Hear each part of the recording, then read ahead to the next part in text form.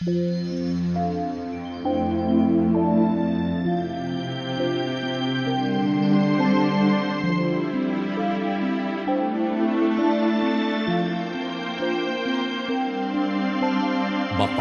ang bumabasa at ang nangakikinig ng mga salita ng hula at tumutupad ng mga bagay na nangasusulat doon, sapagkat ang panahoy malapit na.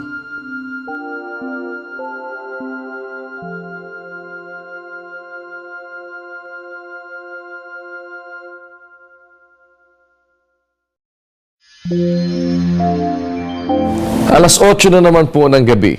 Magandang gabi sa inyong lahat. Dito po sa UN Television, ito ang ating nakaugalian. Tuwing sumasapit ang ganitong oras, tayo ay nagbibigay ng panahon para magbasa ng mga talata ng banal na kasulatan. Isang napakahalagang bagay sa ating buhay na magkaroon tayo ng inputs na galing po sa mga salita ng Diyos. Dahil sa napakarami ng nababasa ngayon, nandyan po ang iba't ibang mga babasahin, iba't ibang mga libro na ginawa ng kung sino-sinong mga author, at ganoon din naman maging yung mga babasahing hindi nakapagbibigay ng magandang isipin sa atin. Meron diyang mga babasahin na maaaring magdala sa atin para mag-isip ng hindi maganda at magkaroon ng kung ano-anong mga kahalayan sa ating mga kaisipan. At mga babasahing mga malalaswa na kung minsan ay ipinag-aanyaya ng minsan ay nakakapagtaka. Mismong mga ministro pa ang nag-aanyayang magbasa ng mga babasahing malalaswa. Pero hindi po yan ang ating ginagawa, sapagkat ang atin pong paanyaya sa inyo ay ang magbigay tayo ng pansin sa mga talata ng banal na kasulatan. Ang atin pong pagbabatayan ng ating paglilingkod sa Diyos ay yung mga nakasulat sa Biblia. Kaya mahalaga na hindi tayo basta't magpadala at magpaloko sa mga nagsasabing sila ay nagpapahayag ng mga salita ng Diyos. At the only way para po magawa natin yan ay sundan natin kung ano yung kanilang mga sinasabi.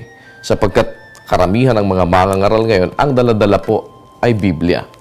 Kaya nga sinasabi rin sa banal na kasulatan na huwag tayong magsipaniwala sa bawat espiritu kung hindi ating subukin kung sila ay sa Diyos. At yan po yung magagawa natin sa pamamagitan ng atin po namang pagbibigay ng panahon para subaybayan at tugay-gayan ang lahat ng mga nakasulat sa Biblia. Yan ang ating ginagawa. At sa gabing ito ay pagpapatuloy po natin ang ating pagbabasa ng mga talata ng banal na kasulatan. Narito po ang pagpapatuloy sa ating mga inumpisahang talatang binabasa.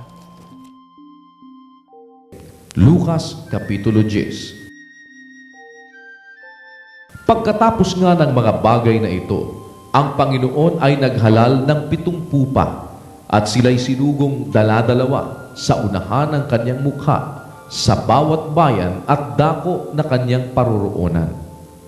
At sinabi niya sa kanila, sa katotohanan ay marami ang aanihin, datapwat kakaunti ang mga manggagawa. Kaya't idalangin ninyo sa Panginoon ng aanihin, na magpadala siya ng mga manggagawa sa kanyang aanihin. Magsiyaon kayo sa inyong lakad. Narito, sinusugo ko kayong gaya ng mga kordero sa gitna ng mga lobo. Huwag kayong magsipagdala ng supot ng salapi, ng supot man ng pagkain, ng mga pangyapak man, at huwag kayong magsibati kanino mang tao sa daan. At sa alinmang bahay na inyong pasukin, ay sabihin ninyo muna, kapayapaan nawa sa bahay na ito. At kung mayroon doong anak ng kapayapaan, ang inyong kapayapaan ay mananatili sa kanya. Datapwat kung wala, ay babalik ito sa inyong muli.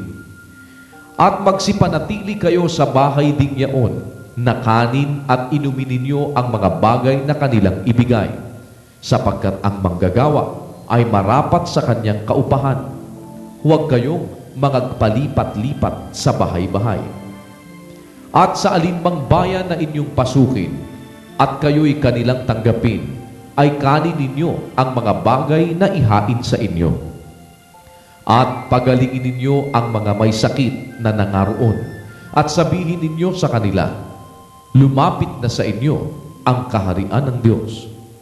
Datapwat sa alinmang bayan na inyong pasukin, at hindi kayo tanggapin, magsilabas kayo sa kanilang mga lansangan at inyong sabihin, pati ng alabok ng inyong bayan na kumakapit sa aming paa ay ipinapagpag namin laban sa inyo. Gayon may inyong talastasin ito na lumapit na ang kaharian ng Diyos.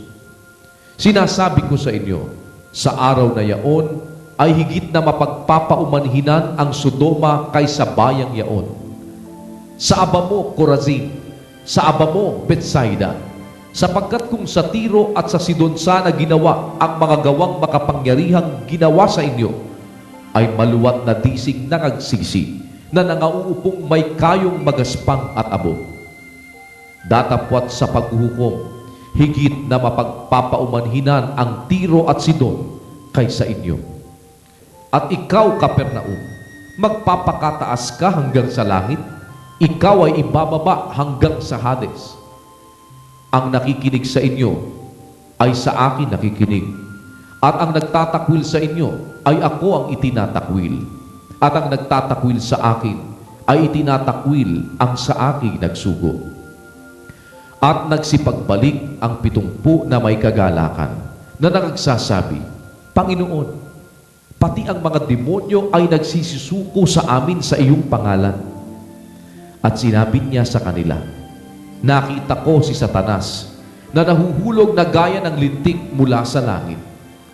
Narito, binigyan ko kayo ng kapamahalaan na inyong yurakan ang mga ahas at ang mga